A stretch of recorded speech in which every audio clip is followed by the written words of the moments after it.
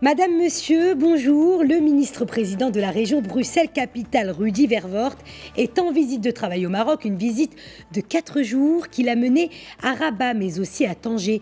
Rudy Verwoerd a alors rencontré plusieurs responsables politiques, notamment son homologue Absamad Sekkel, président de la région Rabat-Salé-Kénétra, ainsi que Abdelhahed Fassi-Fihri, ministre de l'aménagement du territoire, de l'urbanisme, de l'habitat et de la politique de la ville. Il a été question d'échanger autour de projets de coopération réalisés ou en cours de réalisation et plus généralement de bonne gouvernance sur le plan économique, social et sociétal. Le ministre-président est avec nous sur le plateau. Bonjour Rudy Verwoerd. Bonjour. Merci d'accepter. Avec plaisir. Merci d'être avec nous sur ce plateau. Vous étiez à Rabat, où vous avez eu des entretiens avec des responsables politiques et des acteurs économiques et sociaux. Une visite qui a permis notamment de dresser, si je puis dire, un bilan de la coopération entre les deux régions. Nous savons que la région de Bruxelles-Capitale est fortement liée à la région de Rabat-Salé-Kénétra. On parle d'une coopération de près de 17 ans. 17 ans dans différents domaines. Alors, quel bilan faites-vous aujourd'hui sur cette relation, si je puis dire, privilégiée? Mais un bilan positif, bien évidemment, c'est toujours l'occasion de se rencontrer parce que, au-delà d'échanges d'équipes, il importe aussi qu'à certains moments, les responsables politiques se rencontrent, que ce soit ici au Maroc ou alors à Bruxelles, à la fois pour faire le point, pour relancer une dynamique et aussi évoquer de nouveaux projets. Parce que, comme je l'ai dit, 17 ans, c'est un bilan, mais c'est aussi l'occasion de tracer le chemin pour le futur. D'accord. Alors concrètement, quels sont les projets qui ont été réalisés?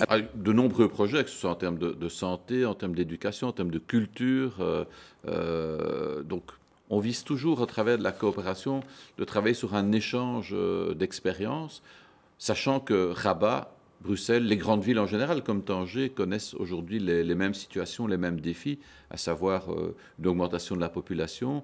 Et donc, comment intégrer tous ces nouveaux habitants de manière pacifiée, durable, respectueuse des différences. C'est le modèle bruxellois. Et donc, c'est l'occasion, au travers de politiques bien ciblées, de rappeler ces objectifs-là. Alors, cette fois-ci, on a parlé bien évidemment d'environnement, parce que c'est un enjeu important, la qualité de vie de nos habitants, au travers notamment de l'enjeu du recyclage des déchets. Donc, alors justement, on va y venir, mais cette visite, elle a permis de renforcer cette collaboration avec notamment plusieurs, je dirais, domaines d'action, avec notamment la mise en place dans la région de Rabat-Salé-Kénétra d'un observatoire des dynamiques territoriales, servant de base pour développer des projets qui pourront être les plus à même de répondre aux besoins spécifiques de la population. Oui, parce que on s'est rendu compte à Bruxelles qu'au travers du boom démographique, il importait que les pouvoirs publics agissent de manière intelligente. Et pour pouvoir agir de manière intelligente, il faut avoir une base de données qui soit une base de données fiable sur les mouvements de population, sur les besoins, comment évoluent les quartiers, comment apporter des réponses adaptées, parce que le temps manque et donc il ne faut pas, et l'argent n'est jamais, il manque aussi, et donc il faut pouvoir utiliser les investissements à bon escient. Et pour ce faire, nous avons mis en place un service qui s'occupe finalement de la collecte de ces données. Collecter, c'est une chose, et puis on évalue, on interprète les données, et ça aide les pouvoirs politiques à prendre les bonnes décisions en matière de développement territorial. Parce que si vous ne faites rien, c'est l'anarchie, et vous vous retrouvez assez rapidement devant des situations insolubles, que ce soit en termes de mobilité, que ce soit en termes de qualité de logement, de qualité de vie, de manque d'espace vert, de problèmes de gestion des déchets. Donc il faut pouvoir éviter tout cela. Et donc il faut pouvoir apporter les bonnes réponses au bon moment, aux bons endroits. Et c'est ça le sens d'un observatoire, c'est de permettre de nous mettre en situation de mieux décider. C'est un objectif de bonne gouvernance aussi. Je pense qu'aujourd'hui, on a besoin de ça. On ne peut pas dilapider l'argent. On doit pouvoir prendre de bonnes décisions parce que l'on sait, ça c'est un phénomène mondial, que la majorité des habitants de cette terre, demain, vivront dans un environnement urbain. Donc c'est les villes qui sont le futur de l'humanité. Et donc il faut pouvoir réussir ce modèle de ville, un modèle aussi pacifié, un modèle de cohésion sociale, où chacun peut trouver sa place. Et respectueux de l'environnement. D'ailleurs, vous parliez justement d'un projet justement dans le domaine environnemental qui est en cours de réalisation. Le projet GODEM, gestion intégrée des déchets en Méditerranée, avec la création d'un écocentre à Sidi Bourknadel. D'ailleurs, vous avez fait la visite sur le terrain. Il devrait permettre une meilleure structuration justement de la filière du tri sélectif dans la région. C'est un enjeu majeur. Alors, il correspond au grand principe du développement durable. On le sait, c'est l'idée qu'on ne peut pas laisser à nos enfants une planète qui soit en moins bon état qu'elle ne l'est aujourd'hui. C'est un objectif, on le sait, le défi du changement climatique, ça nous ramène quand même à des enjeux majeurs. Mais ça passe aussi par la gestion des déchets. Le recyclage, ça permet quoi? À la fois, ça correspond à un objectif d'environnement, de qualité d'environnement, parce que les plastiques, tout ça, il faut pouvoir les recycler. Mais en même temps, c'est un objectif économique, parce qu'en réalité, tout ça produit aussi des recettes, parce que ces produits-là peuvent être à nouveau remis dans le circuit économique. Donc c'est un objectif économique. Et puis enfin, c'est un objectif social, parce que les personnes qui travaillent dans ce secteur-là, ceux qui collectent, ceux qui ramènent, ceux qui trient, eh bien, on leur donne aussi un avenir. Et donc ça, c'est le développement durable. C'est ce triangle vertueux qui permet finalement de se dire que demain, on vivra dans un monde meilleur qu'aujourd'hui. Alors, dans le domaine social, justement, la région Bruxelles-Capitale a aussi lancé un important projet en collaboration avec la région Rabat-Salé-Kénétra pour l'inclusion des personnes en situation d'handicap. D'ailleurs, un guide simplifié pour faire connaître les droits, justement, de ces personnes a été réalisé. Bien sûr. Là, on touche ce qu'on appelle le milieu associatif. C'est ce que les citoyens donnent de meilleur face à ceux qui vivent des situations plus difficiles, qui vivent dans l'incapacité parfois de connaître et de faire valoir leurs droits légitimes, parce que ce sont des droits universels, c'est aussi des droits de solidarité, droit à l'emploi, droit à une vie digne. Et donc, pour ce faire, il faut qu'il y ait de l'information. Il faut que l'information circule et qu'elle soit adaptée à chacun. Et à travers ce jeu, entre guillemets... donc c'est un jeu. Oui, tout à fait. Mais il rappelle aux personnes, notamment celles qui sont en situation de handicap, quels sont leurs droits. Et donc d'une manière ludique, mais compréhensible, parce que les politiques, on se le disait, parfois ils ont un langage un peu compliqué, mais certainement... De rendre plus accessible. Voilà, mais de rendre accessible à tous, parce que les droits, ils sont finalement assez simples à comprendre. Bien sûr, si on lit la Constitution, c'est toujours très compliqué, mais en réalité, ça dit des choses simples. Et je crois que c'est comme la philosophie, il dit souvent des choses très simples avec des mots compliqués. À nous de faire en sorte qu'on les rende accessibles à tous. Je pense que c'est ça qui est fondamental. Et l'enjeu de la place de la personne handicapée, ça n'est pas un problème propre à Rabat ou à Tanger, c'est un problème propre au monde entier, c'est un problème aussi à Bruxelles, où là aussi nous devons encore faire des efforts pour mieux donner une place aux personnes qui vivent une situation de handicap. Et donc ça, c'est vraiment un enjeu de solidarité, et on le voit, c'est aussi une occasion de mettre en avant ce qui est assez extraordinaire au Maroc, c'est tout le travail merveilleux que réalisent les femmes au travers des associations. Je suis toujours frappé de voir l'engagement social des femmes au Maroc, oui, mais je le dis très sincèrement, et je trouve que ça doit aussi être mis en avant. Aujourd'hui, c'est rappeler aussi quelques principes de base d'égalité notamment, et de la place que chacun doit pouvoir trouver dans la société de demain.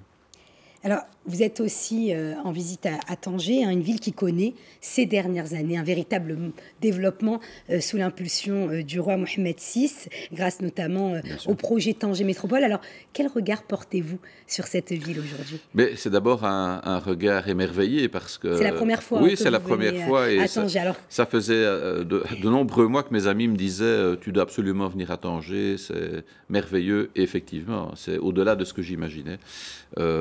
C'est une ville belle, propre, on voit qu'elle vit, et il y a un développement économique extraordinaire, il y a une grande ouverture, comme sont les ports, comme devraient être les ports d'ailleurs, c'est des lieux d'ouverture les ports, ce pas des lieux de fermeture, c'est des lieux d'ouverture. Et je trouve que ce miracle... C'est parce que à cette rapidité-là, ça tient quasiment du miracle. Quand on voit l'évolution en 10 ans, c'est absolument exceptionnel. Mais là aussi, je pense qu'il faut accompagner ça. J'en discutais ce matin avec les responsables de la région de Tanger. Il faut pouvoir accompagner ça parce que ça se traduit aussi par une augmentation importante de la population, enfin tout ce qu'on a évoqué tout à l'heure. Et donc, quand ça va très vite, il faut éviter la surchauffe. Et donc, il faut à certains moments faire en sorte que ça reste harmonieux. Et je trouve que, pour ce que j'en ai vu, ce l'est. Et donc, pour moi, c'est un moment important. D'autant plus que les liens... Alors justement, oui. Parlons de ces liens, une coopération, donc on l'a dit, entre les régions de Rabat-Salé, Kénétra et Bruxelles depuis de 17 ans, mais il existe aussi un lien très fort entre la région de Tanger, Tétouan et El Hoceima et votre région. Signe de ce lien, une grande partie de la communauté marocaine vivant à Bruxelles sont originaires de la région. Oui, les deux tiers, les deux tiers, oui. Hein, vous dites. Oui. D'accord, alors est-ce que vous envisagez, je dirais, un pont entre ces deux régions, notamment en termes culturels? Il y a par exemple plus de consulats belges à Tanger. Comment avoir des liens plus étroits entre les deux régions? Est-ce que peut-être on peut penser à des échanges universitaires Oui. Alors, je dirais que ce que nous avons conclu comme accord avec Rabat avait sa logique parce que ce sont deux capitales. Nous avons une série d'accords de coopération, notamment avec Washington, Berlin, parce que nous sommes des villes capitales. Mais en même temps, Tanger, c'est une situation très, très particulière, parce que là, on n'est pas dans un enjeu institutionnel, on est dans un enjeu humain, parce que, là, comme je vous l'ai dit, les 2 tiers de la population d'origine marocaine qui vit à Bruxelles vient de cette région-ci. Et donc, ça nous oblige, je pense, les uns et les autres, Tanger et nous, à travailler ensemble et à nouer des liens. Parce que on le voit face aux événements, face à une certaine forme de défiance qu'on peut avoir dans le monde, hein, c'est pas propre à nous. Le modèle bruxellois, il doit pouvoir s'affirmer comme étant un modèle. Bien sûr, rien n'est parfait, je le dis toujours, on peut toujours améliorer les choses, mais on le voit, on le sent, c'est un modèle où chacun peut trouver sa place. Et donc, il doit pouvoir se sentir bien à Bruxelles, mais il doit aussi pouvoir se sentir bien de là où il vient. Vous prenez un modèle de vivre ensemble. Bien sûr. Et justement, dernière question, Bruxelles vient d'accueillir un sommet sur l'immigration, un conseil européen pour régler la crise justement migratoire se tiendra à Bruxelles ce jeudi et vendredi. L'Europe fait face à une importante crise migratoire.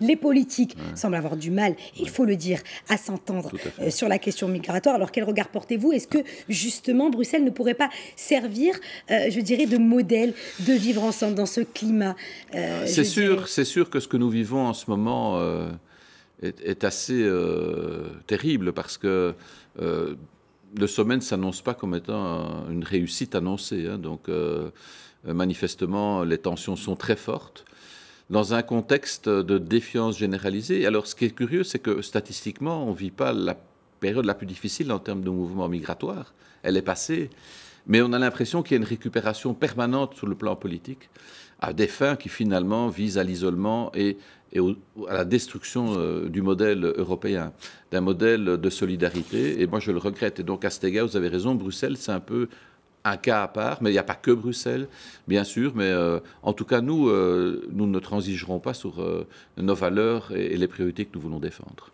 Merci, Monsieur Rudy Vervoort, d'avoir répondu à nos questions. Je vous rappelle que vous êtes en visite de travail au Maroc, une visite de 4 jours qui vous a mené à la fois à Rabat et à Tanger. Donc, bon retour à Bruxelles, hein, Monsieur le ministre-président. Chers téléspectateurs, vous restez avec nous. Merci pour votre fidélité à Média 1 TV et Média 1 TV Afrique. L'information se poursuit sur notre antenne.